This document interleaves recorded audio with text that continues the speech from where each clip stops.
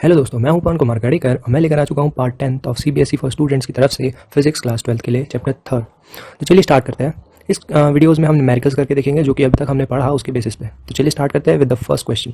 तो पहला क्वेश्चन क्या कह रहा है? A potential difference of 200 volt is applied across the end of the conductor of resistance 50 ohm. Calculate the number of electrons flowing through it in 1 second. Simple है, देखो जब भी कोई न्यूमेरिकल करो तो एक एक करके जो जो बोला गया है वो लिखते जाओ। सिंपल है, ठीक है। तो ये होगा कैसे? देखो, बोला है कि वोल्टेज है, एक कंडक्टर है।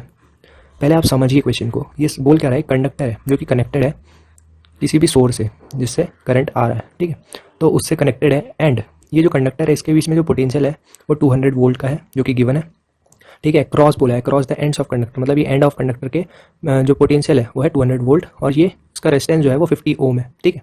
तो अपने को वी दे रखा है 200 वोल्ट एंड आर दे रखा है जो कि है 50 ओम, ठीक है। और पूछा है calculate the number of electron flowing through it in 1 second. Time 1 second में पूछा है, ठीक है। क्या पूछा है कि इलेक्ट्रॉन के नंबर ऑफ इलेक्ट्रॉन कितने फ्लो हो रहे हैं 1 सेकंड के अंदर, ये पूछा। तो सिंपल है, अब इसमें से ये जो कंडक्टर में करंट फ्लो हो रहा है वो निकाल लेंगे। तो वो ओम्स लॉ की मदद से निकालेंगे, V equals to I R की मदद से। तो यहाँ पे आई क्या हो जाएगा? V upon R. तो वी क्या दिया हुआ है? वी दिया हुआ है 200 एंड आर जो है 50। दोनों ऐसा यूनिट में है तो कन्वर्ट करने की जरूरत नहीं। उसके बाद ये अगर इसको आप सॉल्व करते हो तो ये आएगा 4 एम्पियर, राइट। तो हमारा आंसर आ गया 4 एम्पियर। लेकिन ये आंसर नहीं, क्योंकि पूछा तो हमें एन है तो एन निकालते हैं। तो आप जानते होंगे कि आई इज इक्वल्स टू क्या होता है? आई इज इक्वल्स टू होता है चार्ज पर यूनिट टाइम, ठीक है। और क्यू को हम क्या लिख सकते हैं? फर्स्ट चैप्टर में आपने पढ़ा होगा, एन ही लिख सकते हैं, नंबर ऑफ इलेक्ट्रॉन और चार्ज ऑफ एन इलेक्ट्रॉन, ठीक है। और टाइम को टाइम ही लिख दो, ठीक है। अब टाइम तो हमें 1 सेकंड दिया हुआ है क्वेश्चन में, नंबर ऑफ इलेक्ट्रॉन निकालना है। और जो ई है चार्ज, तो आपको पता है कितना होता है इलेक्ट्रॉन पे चार्ज होता है 1.6 इंटू 10⁻⁻19। तो लिख देंगे 1.6 इंटू 10⁻⁻19, ठीक है।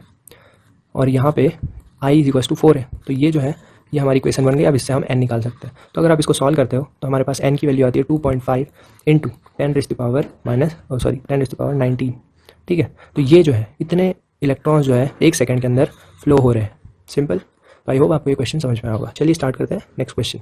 तो नेक्स्ट क्वेश्चन क्या कहता है? नेक्स्ट क्वेश्चन कहता है कि बोर मॉडल, जो कि आपने 11th में पढ़ा होगा, Bohr model of hydrogen atom, the electron circulate around the nucleus in the path of radius this and frequency this. Frequency और रेडियस दे रखा है और रिवॉल्यूशन और रेडियस है, फ्रीक्वेंसी जो है रिवॉल्यूशन पर सेकंड में है और अपने को करंट फाइंड करना है। सिंपल है, देखो पहले बोर्स मॉडल आपको आना चाहिए। बोर्स मॉडल क्या कहता था कि यहाँ पे बीच में न्यूक्लियस होता है, इसके अराउंड ऐसे सेल्स होते हैं और सेल में इलेक्ट्रॉन्स होते हैं। सिंपल सा बोर मॉडल यही कहता है। अब इसके कुछ लिमिटेशंस वगैरह बाद में आप केमिस्ट्री में वो पढ़ते रहना, ठीक है। वो चीज़ 11th में है, अभी हम 12th का पढ़ रहे हैं। तो ये बोर मॉडल आपको मैंने हल्का हल्का बता दिया। तो बोर मॉडल में क्या बोल रहा है? हाइड्रोजन में, ठीक है। Bohr model of hydrogen atom, hydrogen atom का बोर मॉडल कुछ इस तरह का होता है। यहाँ पे न्यूक्लियस होता है और इसमें केवल एक सेल होता है जिसमें कि एक इलेक्ट्रॉन होता है, बस। ये होता है बोर मॉडल ऑफ हाइड्रोजन। तो इसमें क्या कह रहा है? ये जो हाइड्रोजन का है एटम, सॉरी इलेक्ट्रॉन, वो रिवॉल्यूशन कर रहा है, रिवॉल्यूशन पर सेकंड विद द फ्रीक्वेंसी, इतनी फ्रीक्वेंसी के साथ, मतलब फ्रीक्वेंसी मतलब 1 सेकंड में कितने बार वो रिवॉल्यूशन कर रहा है, वो है 6.8 इंटू 10⁵ रिवॉल्यूशन पर सेकंड। मतलब इतना रिवॉल्यूशन 1 सेकंड में वो कर ले रहा है हाइड्रोजन का इलेक्ट्रॉन, ठीक है, उसके एटम के, वो न्यूक्लियस के अराउंड, ठीक है। ये बोल रहा है फ्रीक्वेंसी। और रेडियस दे के रखा है, इसका जो रेडियस है वो है 5.1 इंटू 10⁻11, ठीक है, मीटर। तो ये चीज़ दे के रखा है। लेकिन अपने से पूछा गया कैलकुलेट द इक्विवेलेंट करंट। अब अपने से करंट पूछा है। इसकी वजह से जो जब भी हम जानते हैं इलेक्ट्रॉन का मूवमेंट होता है उसकी वजह से करंट जनरेट होता ही है। तो यहाँ पे इलेक्ट्रॉन तो मूव कर रहे हैं लेकिन करंट कितना जनरेट हो रहा है वो निकालना है। तो चलिए स्टार्ट करते हैं। हमें क्या कहते रखा है पहले वो लिख लेते हैं। हमें दे रखा है रेजिस्टेंस, सॉरी रेडियस, जो कि 5.1 इंटू 10⁻⁻11 मीटर, ठीक है। और अपने को फ्रीक्वेंसी दे के रखी है। फ्रीक्वेंसी क्या होती है? 6.8 इंटू 10⁻15 रिवॉल्यूशन पर सेकेंड, ठीक है। ये दे के रखा है। अपने को निकालना क्या है? करंट निकालना है, ठीक है। अच्छा, अब मैं एक चीज़ जानता हूँ कि जो फ्रीक्वेंसी होती है वो 1/t होता है, मतलब फ्रीक्वेंसी 1/t लिखा जा सकता है। अगर आप नहीं भी जानते हो तो चलिए मैं आपको प्रूफ करके भी दिखा देता हूँ। सॉरी, देखो अब क्या होता है, I is equals to Q/T। ये तो आपने फर्स्ट चैप्टर में पढ़ ही लिया है, ठीक है। उसको मैं लिख सकता हूँ n इंटू E/t, जो कि अभी हमने लिखा था, ठीक है। अब यहाँ पे n क्या है? नंबर ऑफ इलेक्ट्रॉन तो एक ही है, तो यहाँ पे n इज इक्वल्स टू 1 हो जाएगा, तो बचेगा E/t, राइट। अच्छा, अब देखो, अब हमें ये जो है टी निकालना है। अगर हमने करंट को निकालना है तो हमें टी पता होना चाहिए, क्योंकि ये तो हमें पता है। तो टी कैसे पता करेंगे? तो टी पता करने के लिए अपने पास एक फॉर्मूला होता है, बचपन से अपन पढ़ते आ रहे हैं, speed equal to distance upon time. तो इसी से टी निकाल लेंगे। टी कैसे निकालेंगे? डिस्टेंस ऊपर रहेगा और स्पीड नीचे आ जाएगी। अब डिस्टेंस क्या है? मतलब ये जो है ये पूरा डिस्टेंस ही तो है। एक रिवॉल्यूशन में कितना डिस्टेंस है वो पूछा है, और स्पीड, ये जो रिवॉल्यूशन करते हुए उसकी स्पीड कितनी है वो है। तो वो पूरा एक रिवॉल्यूशन का टाइम निकल के आ जाएगा, सिंपल। तो ये चीज़ निकालने के लिए डिस्टेंस क्या होता है? पेरीमीटर, पेरीमीटर ऑफ सर्कल क्या होता है? 2πr, ठीक है, तो लिख दिया। और जो स्पीड है वो है सपोज़ मैं v ले लेता हूँ इस स्पीड को, तो मैं जानता हूँ कि अगर हम सर्कल की बात करते हैं, सर्कल में जो स्पीड होती है उसका फार्मूला क्या होता है, उसका फार्मूला होता है आर ओमेगा। आपने 11th में पढ़ा है, ठीक है। आर ओमेगा, ओमेगा को मैं क्या लिख सकता हूँ, R is into 2 pi F, right. ये चीज़ मैं लिख सकता हूँ क्योंकि ओमेगा का फार्मूला होता है 2 पाई एफ।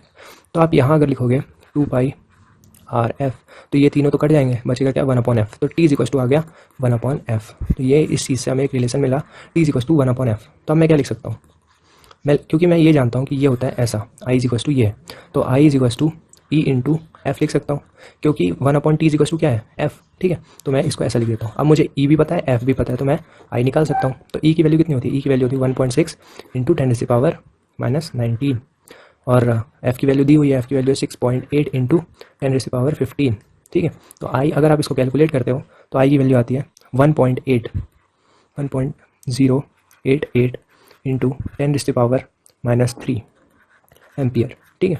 ये हमारे पास आई की वैल्यू आ गई। तो आई होप आपको ये समझ में होगा ये क्वेश्चन कैसे किया। तो चलिए स्टार्ट करते हैं विद द नेक्स्ट क्वेश्चन। अगला क्वेश्चन कह रहा है ये, a wire of resistance 5 ohm is drawn out so that its length is increased by twice its original length, calculates its new resistance. देखो, हम जानते हैं कि हमें क्या क्या दिया हुआ है, वो चीज़ हमें लिखनी है। तो इनिशियली हमें एक वायर दे के रखा है, जिसका रेजिस्टेंस जो है वो है 5 ओम, ठीक है। इसका कुछ लेंथ है, इसका कुछ एरिया है। अब बोल रहा है, अब इसने इसी वायर का जो लेटर ऑन इसने क्या किया, इसी वायर का रेजिस्टेंस कुछ जो है निकालना अपने को। तो वो रेजिस्टेंस क्यों चेंज हुआ, बिकॉज इसने क्या किया, बाद में जो लेंथ थी नई लेंथ बना दी, उसको इंक्रीज बाय ट्वाइस, मतलब उसने जो पुरानी लेंथ थी उसमें उसका जो लेंथ था उसको ट्वाइस करके जोड़ दिया, क्योंकि वो बोल रहा है इंक्रीज बाय, ठीक है। वो increase by twice is original length, मतलब उसने इंक्रीज किया ट्वाइस इज ओरिजिनल लेंथ से। तो इसका मतलब कि ये अपना जो नया एल डैश है वो इतना हो जाएगा, जिसको बोलेंगे 3L, ठीक है। तो अपना नया जो एल डैश है वो 3L हो गया, ठीक है। अच्छा, अब एरिया निकालने के लिए, नया एरिया निकालने के लिए अपने को क्या पता है कि वॉल्यूम जो होता है, कोई भी वायर को कितना भी आप मरोड़ो तोड़ो, लेकिन उसका जो वॉल्यूम होगा वो हमेशा सेम होगा। तो वॉल्यूम सेम है, पुराने का और नया वॉल्यूम दोनों सेम है। तो वॉल्यूम क्या होता है, ए इंटू एल, ठीक है। तो ए इंटू एल होगा ए डैश इंटू एल डैश के, ठीक है। तो अब अगर मैं यहाँ से ए डैश निकालना चाहूँ तो मेरे पास क्या आएगा, A into L upon L dash. तो एल डैश में जानता हूँ क्या है 3L, तो यहाँ पे ए इंटू एल, तो एल से एल कट गया, तो मेरे पास ए डैश क्या आ गया, ए अपॉन 3 आ गया, ठीक है। तो ए अपॉन 3 लिख सकता हूँ मैं ये। तो मेरे पास अब ये भी है और ये भी है, ठीक है। और इसको निकालना है, तो अब कैसे निकालूंगा, R dash is equal to rho into L dash upon A dash, simple. अब देखो, एल डैश क्या है, एल डैश है 3L, और ए डैश क्या है, ए डैश है ए अपॉन 3, मतलब इंटू में 3 कर दूंगा और रो का रो, ठीक है। ये है आर डैश की वैल्यू। तो अब मैं जानता हूँ कि ये 3 इंटू 3 कितना होता है 9, और ये बच गया एल, और यहाँ रो अपॉन ए। तो ये रो एल अपॉन ए क्या है, ये तो आर है, ठीक है। तो आर इंटू 9 हो गया, ठीक है। तो नया जो आर डैश है मेरे पास वो होगा 9 इंटू आर, जो कि है 9 इंटू 5, 9 5 से कितना होता है 45। तो मेरे पास आंसर आ गया 45 ओम, ठीक है। आपको इस चीज़ पे ध्यान देना है, क्योंकि यहाँ पे बोला है बाय। कई बार बच्चे जो होते हैं वो इसी बात पे कंफ्यूज होते हैं कि वो बाय है या 2 है। अब हम 2 वाला क्वेश्चन भी एक बार करके देख लेते हैं। 2 में कैसे हमें चेंज करते हैं, हम ये क्वेश्चन कैसे चेंज हो जाता है। देखो, पहले इनिशियली वही सब पूरा क्वेश्चन सेम है, बस थोड़ा सा डिफरेंस है। इनिशियली आर डैश जो है वो 5 ओम है, जो कि दे रखा है, एल पहले पुराना वाला और ए पुराना वाला। अब लेटर ऑन क्या हो रहा है, लेटर ऑन चेंज क्या हो रहा है, आर डैश हमको निकालना है जो कि बोला है, और जो एल डैश है वो इस बार क्या हो जाएगा, वो हो जाएगा 2L, बिकॉज इंक्रीज 2 बोला है, मतलब इसको चेंज कर रहे हैं हम, एल डैश को 2L कर रहे हैं बस। इंक्रीज बाय बोलेंगे तो जो नया है उसमें पुराने में प्लस कर रहा है कुछ नई चीज़, तो बाय आता है, और जब 2 आएगा इसका मतलब वो पूरा चेंज हो जाएगा, ठीक है। तो आपको इस क्वेश्चन में ये चीज़ें ध्यान देनी है, ठीक है। अब ए डैश निकालना है तो वही वॉल्यूम तो सेम रहेगा, तो इसका मतलब A dash L dash is equal to A L. तो यहाँ से ए डैश निकल के आ जाएगा ए एल और 2L, तो जो कि हो जाएगा a/2, राइट। तो यहाँ से a/2 आ गया। अब देखो आर डैश क्या हो जाएगा, वही रो इंटू एल डैश ए डैश, ठीक है। अब रो इंटू एल कितना है 2L, तो 2/a, क्योंकि a अपॉन 2 है, ए डैश तो हमने यहाँ डायरेक्ट लिखा। अच्छा, अब आर डैश कितना हो गया, नया जो आर डैश है हो जाएगा 4 इंटू रो L/a, जो कि है आर, तो 4 इंटू आर। तो मेरे पास नया आर डैश जो है वो आ गया 4 इंटू आर की वैल्यू कितनी है 5, तो 5 4 जा 20 ओम, तो आंसर आ गया 20 ओम। तो आई होप आपको समझ में आएगा हमने क्वेश्चंस कैसे किए। तो क्वेश्चन को अप्रोच करना सबसे इजी होगा तभी जब आप क्वेश्चन को ध्यान से पढ़ो और आप समझो कि